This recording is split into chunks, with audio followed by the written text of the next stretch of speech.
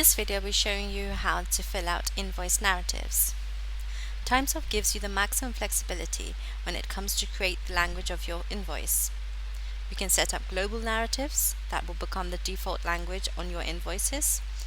You can do this under Clients and Settings, and click on the Invoice Settings tab and scroll to the bottom here. Or you can do this under individual clients or matters by heading under Clients, Clients and Matters. Click on either the client name or the matter name depending on which level you would like to set this up under. Click on Invoice Settings tab again, and again scroll to the bottom and we have these different dialog boxes for you to fill in. What's more, you can even edit the invoice narratives from under a draft invoice by heading under Invoices, Drafts. Click on the draft amount to drill into the edit, and then we have the Narratives tab. And here you can specifically do a different narrative for a specific invoice.